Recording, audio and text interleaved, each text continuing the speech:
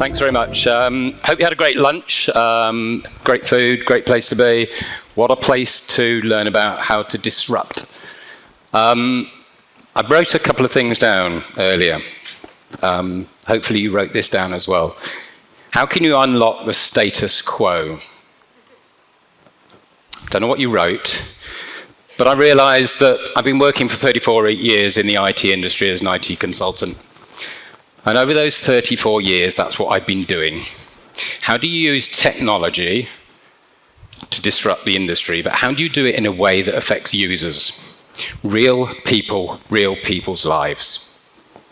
So I'm going to tell you a story about how I did that, not only in my previous work, but how working for Retail Trust now, we've really disrupted that industry and their story. So, Tim Walpole, Head of Product and Innovation, 34 years in the IT industry. 2 years ago, Retail Trust came to me and said, will you come to Retail Week Live? We think that retail's a really unhappy place. We think we've also got a lot of data to be able to do something about it. So here's the start of the data story. So, Retail Week Live, went along, loads of data, really good. Looked at it and said, by the way, yeah, retail's second unhappiest industry there is. Construction's the worst. But actually, really interestingly, IT is the happiest industry. So anyone who works in IT, you're in the right place to be. More importantly, can we do something about that? So looking at all the data, we said, look, you work with 170 retailers. You have the data from 650,000 employees. Every single interaction point, you know something about them. You should be able to do something with this. So we worked with Retail Trust, thought about this for a while, and said, look, what you need to do is you need to build a data platform. One of the previous speakers said here, it's about getting that data into a place you can do something about it. It's not in the right place, you can't report on it, you can't do things with it. So, a year and a half ago, we started building a data platform, bringing together every single data point that we have into the Retail Trust. So, before we go on and talk about that, let's have a look at Retail Trust and who they are. So, Retail Trust, been around since 1832. Created an idea in a boardroom. First chairman, Thomas Help, said, our purpose is to promote the happiness and interests of those engaged in the retail trade. Great article here that's been Report the Founding Meeting. Since then, the ethos has not changed. Retail Trust has followed that ethos, and now we look at providing hope, health, and happiness to every single person in the retail industry. Brings me on to, how can we disrupt the retail industry and look at wellbeing, happiness? They've been doing it, Retail Trust have been disrupting the industry. 1832, they disrupted the industry by basically saying to retailers, you need to be responsible for your people. You need to make sure that you provide a healthy place for them to work. And they realized that actually there's a benefit. It's good for them. It's good for the economy of that business. 1860, Retail Trust was instrumental in disrupting the world again, having time off at the weekend. 1890, disrupting the world again, basically saying, look, let's look after the people that are too old to work by providing a safe place for them after they finish work.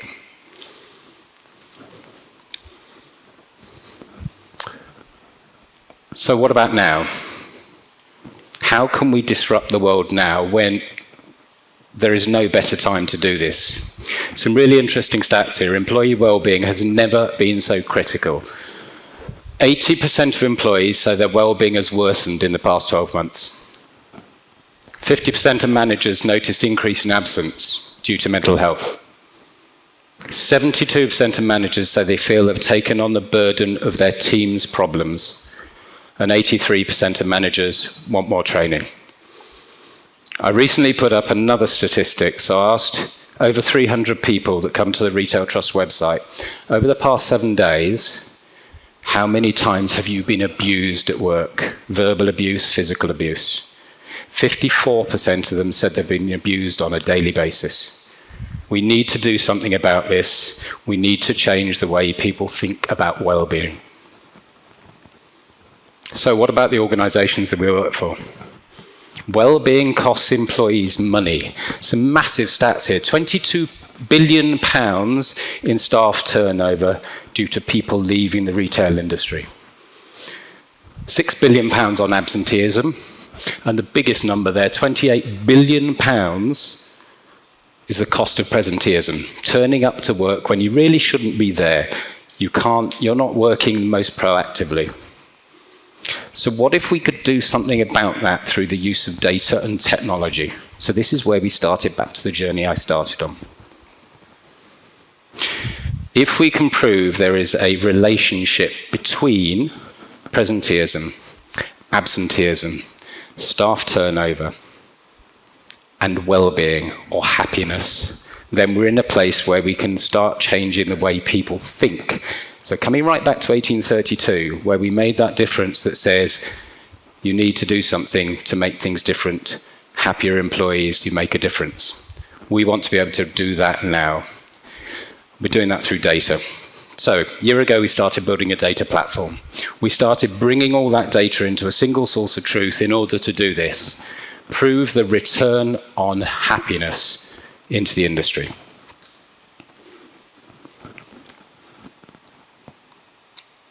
And we're not going to go to the next slide. There we go. So what does it mean? So Retail Trust has a large amount of services. So I'm going to go through those services and what they mean, and part of this is part of that journey about how do we use data.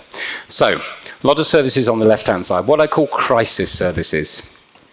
Crisis services is the point in time where you have gone past being able to support yourselves and you need support. You need in-the-moment support, you need counselling, you need financial aid. You probably recognise a lot of the things, particularly in this financial and economic world we live in. So crisis or reactive, every single data point that we have within that we bring into a data platform. So as part of this journey, we now spun up a modern data platform, data lakehouse, and we bring every single piece of data into our data lakehouse. Counselling, financial aid, legal, critical instance, all those data that comes in. We bring that data in so we can do something with it. As we move across the right-hand side, we now start talking about different bits of data. Different bits of data, proactive data. So if you can support different people with different types of data to stop them going into crisis, this is a good thing. I'll come on to the good thing in a minute and why that makes a difference to the retailer and the employee. So we talk about proactive content. I'm going to give you an example. Piece of proactive content. Single piece of proactive content around the menopause.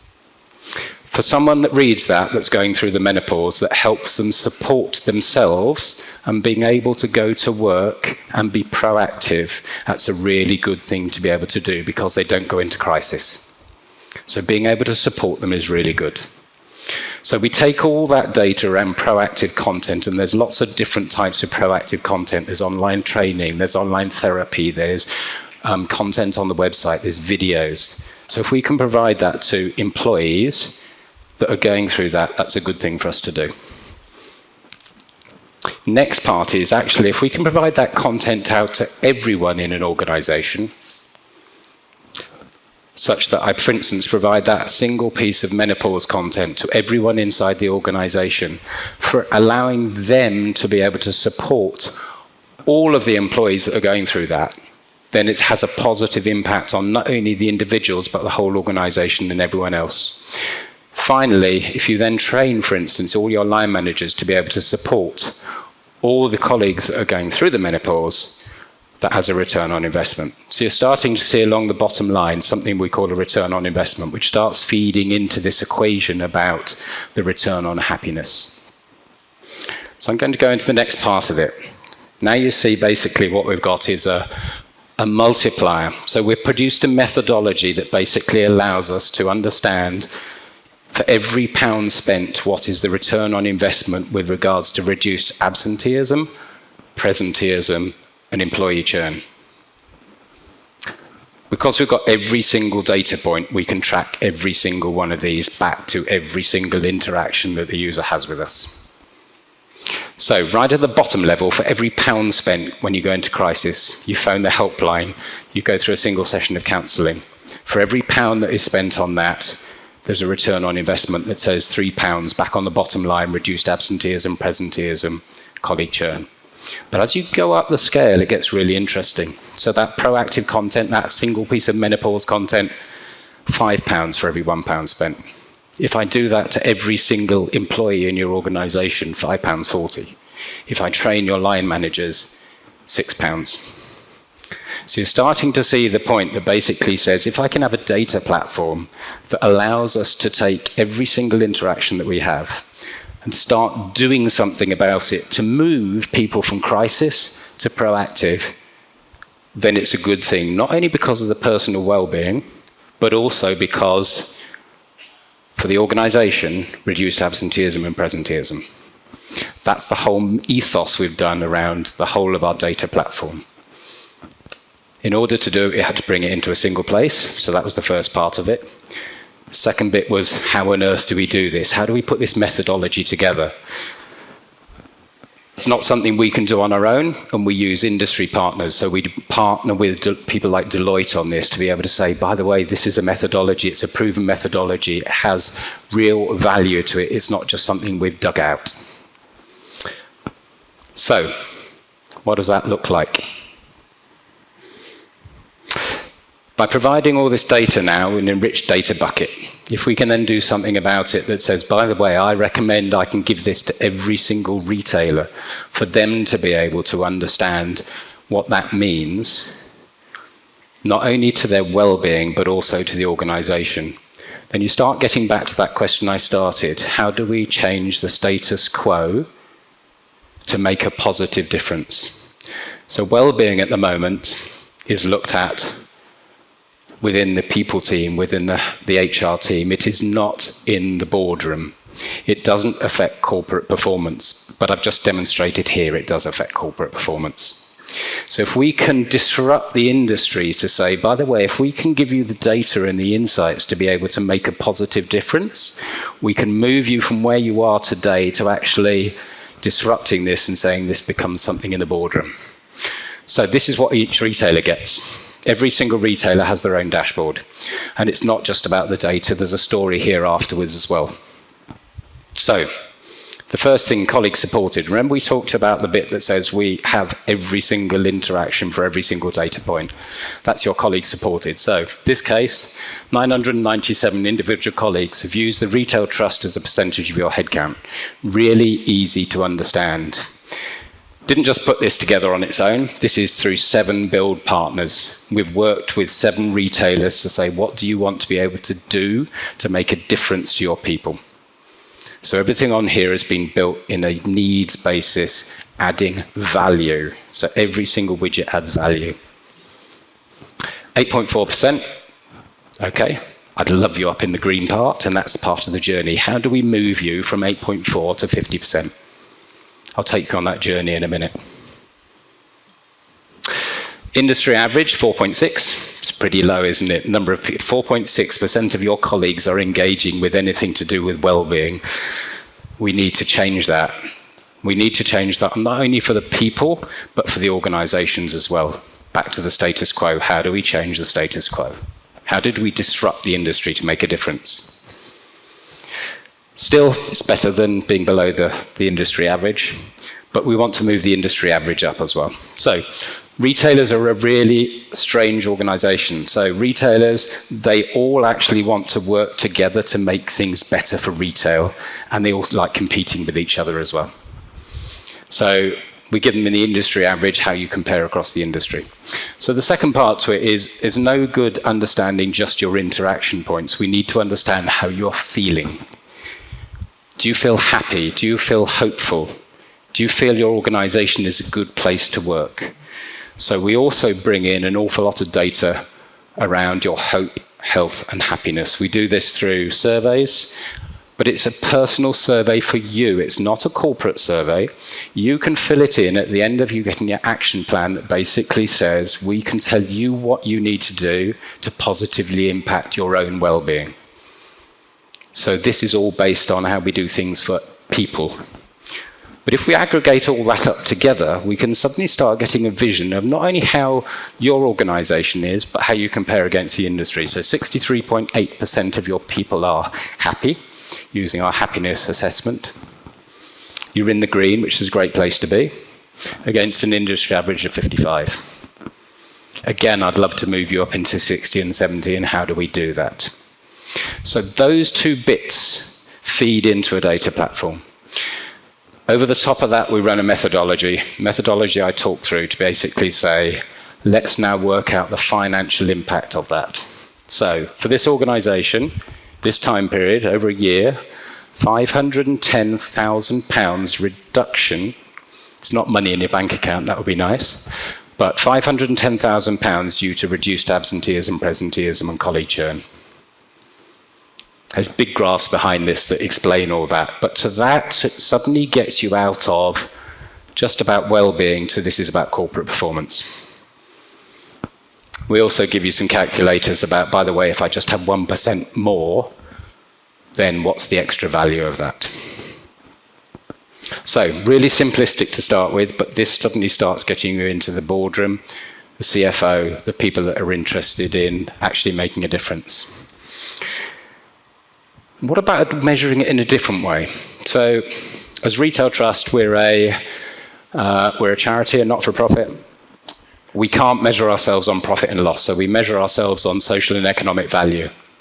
This is all based on government standards, and we can track again every single interaction and the effect that it has on that individual with regards to their happiness.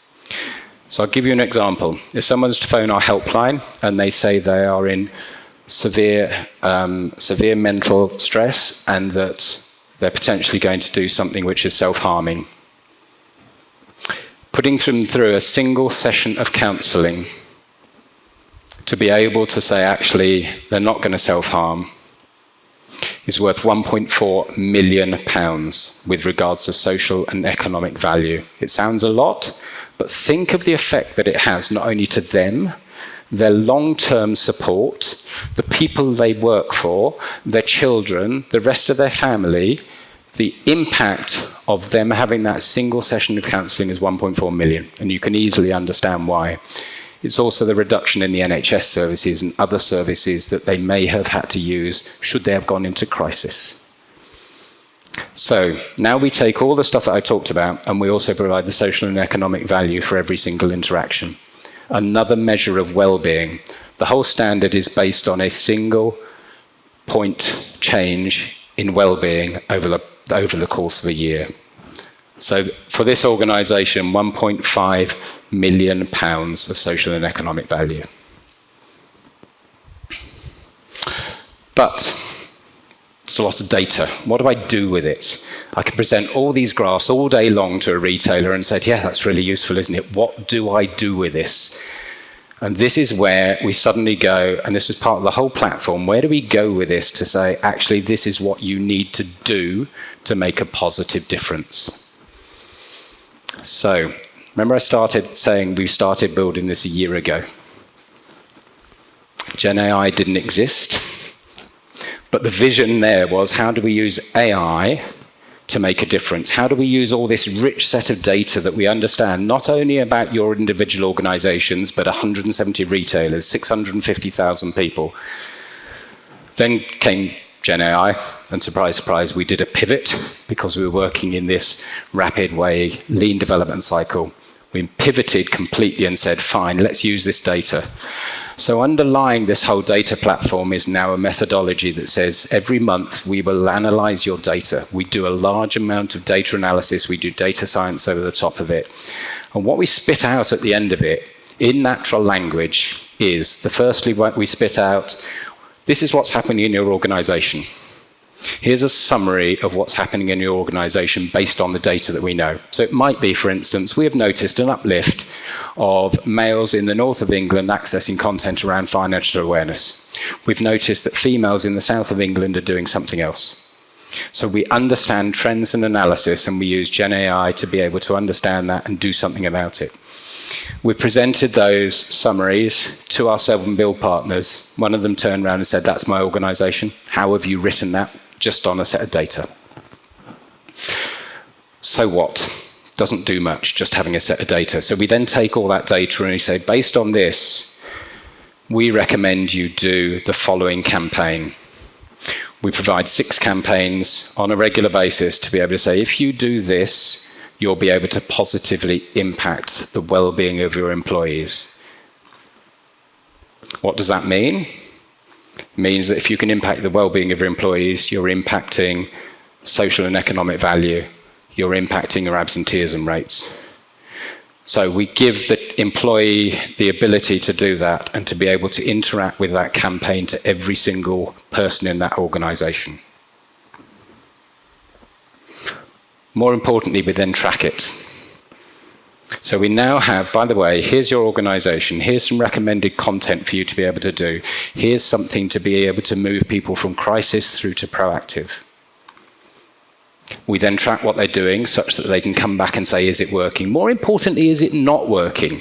So for instance, on the right-hand side, it gives you a list of channels that people are engaging with. Retail's a really interesting one. Quite a lot of people actually still engage with this thing called a QR code on the back of a toilet door poster, because that's the only way they can interact.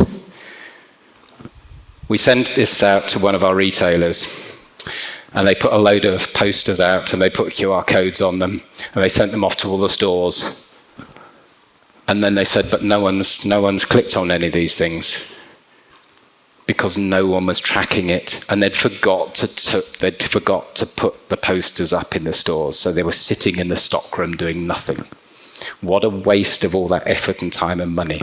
However, if you now get to a point that basically says my campaigns are working, you can then go back to the point that says, I just did a campaign around improving anxiety in the workplace or supporting colleagues that are anxious in the workplace. I can tie that back to corporate performance. I can tie that back to my social and economic value, and I can show the return of doing a campaign. And I can start doing this on a secular basis. So, tying this all together comes back right to this social value. I start with 22-23. This is where we are. We created £91.1 million of social and economic value for the retail industry. You can read the rest of the stats there, because that's not what's important.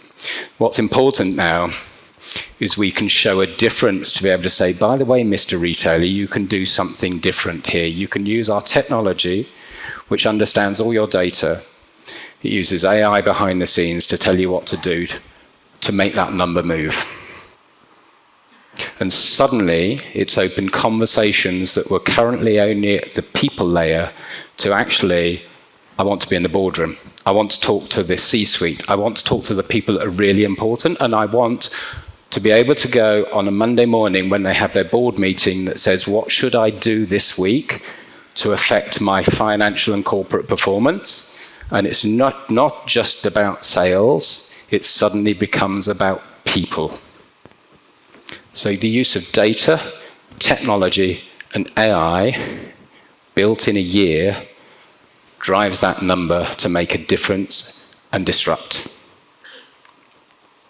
And that's why we're here today, to work out how we can use technology to disrupt our industries, to make a difference to people. I talked about agents. How do we make a difference? How do we use technologies to be able to support the agents that potentially have a problem and understand when they do have a problem and do something about it? So I come back to that original question. If you haven't written it down, how can you unlock the status quo? How can you disrupt that and make a difference? So it's your second chance to write it down based on what I've talked about.